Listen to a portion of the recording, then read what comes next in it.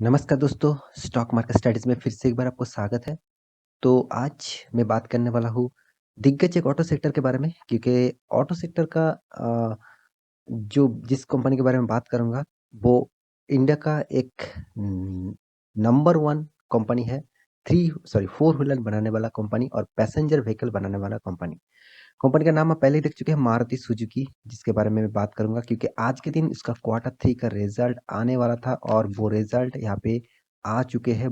बहुत शानदार रिज़ल्ट देखने को मिला। हाँ, थोड़ा-सा कुछ परफ़ॉर्मेंस पिछले सालों के क्वार्टर के कंपैरिज़न करूँ तो वहाँ से थोड़ा-सा प्रॉफ़िट मुझे यहाँ पे कम देखने को मिला। मगर इस पिछले क्वार्टर में जो था इस कंपनी का परफ़ॉर्मेंस उसमें देखा जाए ज़बरदस्त परफ़ॉर्मेंस हुआ। तो क्वार्टर 3 का रिज़ल्ट आ चुके हैं, तो उसी के बारे में बात करूँगा, तो वीडियो को पूरा देखते जाइए। क्योंकि इस स्टॉक में आप निवेश करके रखे हैं, नहीं भी रखे हैं, तो भी इस वीडियो को ज़रूर देखिए क्योंकि आपको बहुत कुछ जानने को, सीखने को मिलेगा और किस तरीके से सारे डेटा आपको देखना होता है, वो भी आपको एक क्लैरिटी मिल जाएगा। तो चलो फटाफट देख लेते हैं आज के स्टॉक के बारे में और वीडियो शुरू करने से पहले और एक चीज़ आपको यहाँ पे ज़रूर बताने वाला हूँ। आप अभी तक इस चैनल में नए आए हैं और अभी तक सब्सक्राइब नहीं किया है तो ज़रूर सब्सक्राइब कर लीजिए। साथ ही साथ आप डेली बेसिस इंटरडे लेवल में काम करते हैं, बैंक निफ्टी, निफ्टी में काम करते हैं तो नीचे लिंक दिया गया है और आप कैश में, फ्यूचर में काम करते हैं तो नीचे लिंक दिया गया है। वहाँ पे जाकर आप जॉइन हो सकते हैं और काम कर सकते हैं और इसके लिए आपको डीमैट अकाउंट की ज़रूरत पड़ेगा तो नीचे लिंक भी दिया गया है, डीमैट अकाउंट ओपन कर सकते हैं। तो चलो फटाफट देख लेते हैं आज के स्टॉक के बारे में। तो देखिए सब जब मार्केट ओपन हुआ तो मारुति का जो पोजीशन था वो थोड़ा-सा गिरावट था, उसके बाद देखिए थोड़ा एक साइड बेसिस पैटर्न में चल रहा था सुबह से। तो यहाँ से कि मार्केट में एक ज़बरदस्त जाम देखने को मिला। इस जाम के पीछे कारण क्या है, लॉजिक क्या है? अब लॉजिक को समझना पड़ेगा। देखिए कोई भी स्टॉक सडनली जाम होता है एंड सडनली गिरावट होता है, उसके पीछे कारण कोई ना कोई रहता ही है। तो यहाँ पे जो कारण है वो है कंपनी का क्वार्टर 3 का रिजल्ट। कंपनी ने क्वार्टर 3 का रिजल्ट अच्छा किया है तो इसलिए जाम हो रहा है। अगर खराब किया होते तो डाउनफॉल में देखने को मिलेगा। तो इस कंपनी के रिजल्ट के बारे में बात करूँ तो आज के दिन 6% तक यहाँ पे स्टॉक का अपट्रेंड देखने को मिला। उसके पीछे सिर्फ एक ही रीज़न है, वो है कंपनी का क्वार्टर 3 का रिजल्ट। तो चलो पहले क्वार्टर 3 का रिजल्ट देख लेते हैं, उसके बाद कंपनी के सारे इन्फॉर्मेशन आपके सामने एक-एक करके रख दूँगा। तो यहाँ पे रिजल्ट के ऊपर आ चुका हूँ, यहाँ पे जो फिगर है वो मिलियन में है, तो मिलियन में हो, करोड़ों में हो, कुछ भी हो, आप सिर्फ फिगर देख लेना तभी आपको पता चलेगा। तो पहले जो कॉलम है, इस कॉलम में यहाँ पे क्वार्टर 3 का रिजल्ट मतलब इस क्वार्टर का रिजल्ट और सेकंड जो कॉलम है वो क्वार्टर 2 का रिजल्ट और थर्ड जो कॉलम है वो क्वार्टर 3 का रिजल्ट। तो यहाँ पे तीनों रिजल्ट आपके सामने है, तो जिस रिजल्ट को आप देखना चाहते हैं तो उस रिजल्ट को आप देख सकते हैं। तो सबसे पहले जो बात कंपनी का नेट इनकम की, तो नेट इनकम के बारे में बात करूँ, तो कंपनी ने जो जो सेल्स किया, कंपनी का जो अदर्स इनकम आया, सारे के सारे एक साथ जोड़ के कंपनी के हाथ में आया टोटल नेट इनकम। तो नेट इनकम के बारे में बात करूँ, तो 2,35,740 करोड़ का टोटल इनकम कंपनी ने किया है। ऑब्वियसली अच्छा खासा है। पिछले क्वार्टर में कितना था?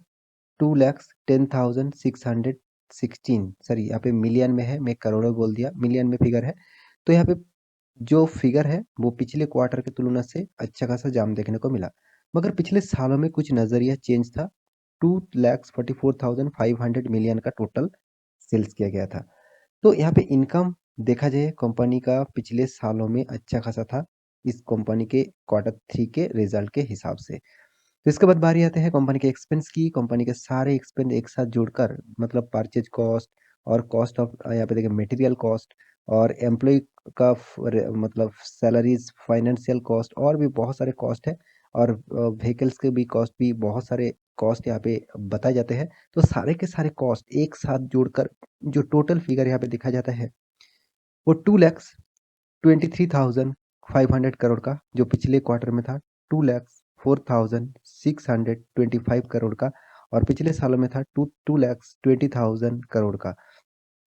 तो ओवरऑल यहाँ पे जो परफॉर्मेंस है अच्छा खासा यहाँ पे देखने को मिला पिछले क्वार्टर की तुलना से और पिछले सालों के भी तुलना से मतलब पिछले सालों की कंपैरिजन में भी जबरदस्त कंपनी ने यहाँ पे एक्सपेंस को मतलब बढ़ाया है और मतलब पिछले सालों में एक अच्छा खासा एक बात अच्छा खासा हुआ था वो चीज़ क्या है वो है कंपनी इनकम अच्छा खासा किया साथ ही साथ एक्सपेंस को भी कम किया मगर यहाँ पे देखिए एक्सपेंस भी बढ़ा चुके हैं, कंपनी का इनकम के हिसाब से एक्सपेंस भी बढ़ते देखने को मिल रहा है। तो इस बात को आप क्या करेंगे व आप क्या कहेंगे? तो उसके बाद बारी आती है कंपनी के एक्सपेंस की। तो यहाँ पे देखो प्रॉफिट बिफोर टैक्सेस, मैं प्रॉफिट बिफोर टैक्सेस यहाँ पे नहीं दिखाने वाला हूँ। मैं आपको टैक्स कितना पे किया और टैक्स यहाँ पे पे किया, तो टैक्स पे करने के बाद कंपनी के हाथ में आया प्रॉफिट फॉर द पीरियड। तो प्रॉफिट फॉर द पीरियड आपको देखना चाहिए। तो प्रॉफिट फॉर द पीरियड यहाँ पे आज के दिन इस तेजी के पीछे जो मेन कारण है, जो मेन रीजन है, वो है इसका रिजल्ट। यहाँ पे देख सकते हैं 10,113, मतलब मान के चलिए 10,113 मिलियन का टोटल प्रॉफिट हुआ। जो पिछले क्वार्टर में कितना था? 4,700 मिलियन। और पिछले सालों में कितना था? 19,400 मिलियन। मतलब पिछले सालों में डबल प्रॉफिट था और पिछले क्वार्टर में 50% कम प्रॉफिट था। तो इसीलिए आज के दिन उछाल देखने को मिला, क्योंकि पिछले क्वार्टर के तुलना से डबल से भी ज़्यादा यहाँ पे प्रॉफिट कंपनी ने किया है। तो इसी का नज़रिया आज के दिन आपको देखने को मिल रहा है। देखिए इस तरीके से परफॉर्मेंस आपको हमेशा देखना चाहिए। कोई भी स्टॉक भाग रहा है उसके पीछे रीज़न आपको ढूँढना चाहिए। अगर रीज़न ना ढूँढ कर ही आप काम करेंगे तो आपको बहुत तकलीफ हो सकते हैं। तो यहाँ पे जो परफॉर्मेंस है, तो उसके बारे में बात करूँ तो यहाँ पे कुछ डेटा और कुछ परफॉर्मेंस आपको ज़रूर दिखाने वाला हूँ। तो कंपनी का जो अर्निंग पर शेयर है वो 33 रुपीज़ है। पिछले क्वार्टर में था 15 रुपीज़, मतलब डबल हो चुके हैं। और पिछले सालों में डबल था, इस क्वार्टर की तुलना से 64 था। तो पिछले सालों में अच्छा खासा कंपनी परफॉर्मेंस किया था। तो अभी फिलहाल 50% प्रॉफिट कम हुआ, मगर पिछले क्वार्टर की तुलना से 50% प्रॉफिट ज़्यादा हुआ। तो इसी के नज़रिए के कारण ही आज के दिन इस मारुति ने 6% तक तेजी देखने को मिला। देखिए तेजी तो ज़रूर है, मगर इस कंपनी के ऊपर मैं कुछ डाटा यहाँ पे आपको दिखाऊँगा। कंपनी का जो परफॉर्मेंस है उसके हिसाब से जो डाटा आपके सामने मैं यहाँ पे दिखाने वाला हूँ। तो एक बार देख लीजिए। यहाँ पे देखिए कंपनी का जो परफॉर्मेंस है उसके हिसाब से कंपनी का परफॉर्मेंस आप देख सकते हैं। कंपनी का जो रेवेन्यू है वो थोड़ा अप्स एंड डाउन लेके चल रहा है, मगर कंपनी ने हमेशा रेवेन्यू अच्छा खासा बना के रखे हैं। आप देख सकते हैं 68,000, 79,000, 86,000, फिर से 75,000 और 70,000। ओवरऑल बात करूँ हर साल में कंपनी का अच्छा खासा रेवेन्यू हो रहा है। साथ ही साथ कंपनी का नेट प्रॉफिट के बारे में बात करूँ तो नेट प्रॉफिट भी कंपनी ने किया है। कोई खराब नेट प्रॉफिट नहीं है, पहले तो अच्छा खासा था।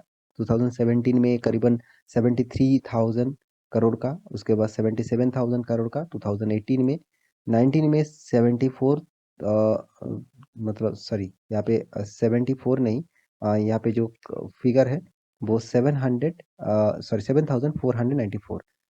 और पिछले 2018 में क्या था? 7,700 और 2017 में था 7,300। तो अभी फिलहाल का जो सिनेरियो है वो यहाँ पे देखिए 5,500 और इस साल में 4,200। मतलब प्रॉफिट थोड़ा सा कम हुआ, मगर कंपनी का परफॉर्मेंस अभी भी अच्छा खासा देखने को मिल रहा है। तो कंपनी का ईपीएस के बारे में बात करूँ, मतलब अर्निंग पर शेयर देखिए 145 रुपीज़, जो पहले 250 रुपीज़ के भी ऊपर देखने को मिला था। रिटर्न ऑफ इक्विटी के बारे में बात करूँ तो देखिए रिटर्न ऑफ इक्विटी 8.36% है। और डेप्थ ऑफ इक्विटी के बारे में बात करूँ तो देखिए कंपनी के पास पहला तो कुछ भी डेप्थ नहीं था। 2017 में 0.01% का डेप्थ था। और 2020 तक, उसके बाद 2018, 19 एंड 2020, इस तीनों साल में कोई भी कंपनी के लिए कर्जा नहीं था।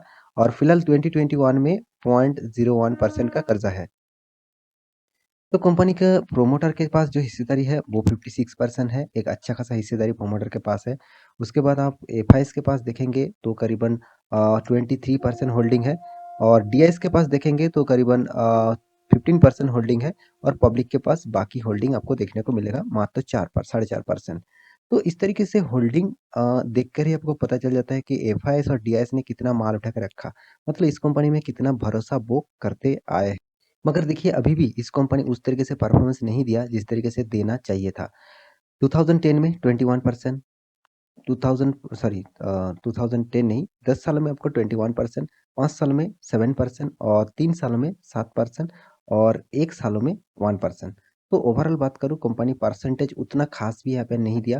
कंपनी का सेल्स ग्रोथ भी देखिए, प्रॉफिट ग्रोथ, सेल्स ग्रोथ सारे के सारे थोड़ा सा नेगेटिविटी में है। और अभी भी यहाँ पे भी देखिए नेगेटिविटी में देखने को मिल रहा है। तो कंपनी के इस डेटा को देखकर आपको घबराने की कोई ज़रूरत नहीं। कंपनी ज़बरदस्त है, आप इसके लॉन्ग टर्म के हिस्से मतलब निवेश करके रखे हैं, तो आपको अच्छा खासा रिटर्न ज़रूर मिलेगा। हाँ, यहाँ पे देखिए एक साइड बेसिस पैटर्न में चल रहा है। बहुत सारे कंपनीज़ इस तरीके से चलते रहते हैं। फ्यूचर में वो स्टॉक वो अच्छा खासा तेज़ी आपको देखने को मिल सकता है। तो मेरे कहने का मतलब है, इस टाइप स्टॉक के ऊपर आपको फ़ोकस होना चाहिए, इस टाइप स्टॉक के ऊपर आपको निवेश करके रखना चाहिए, क्योंकि कंपनी खराब नहीं है, इंडिया का नंबर 1 पोज़ीशन में है, फोर व्हीलर बनाने वाला कंपनी। तो आशा करता हूँ सारी जानकारी आपको मिल चुका है। मेरे वीडियो अच्छा लगे तो लाइक करना, दोस्तों के साथ शेयर करना और चैनल को सब्सक्राइब भी करना। मिलते हैं नया स्टॉक लेके, तब तक के लिए अच्छे से रहिए, अपना ख्याल रखिए। Bye bye.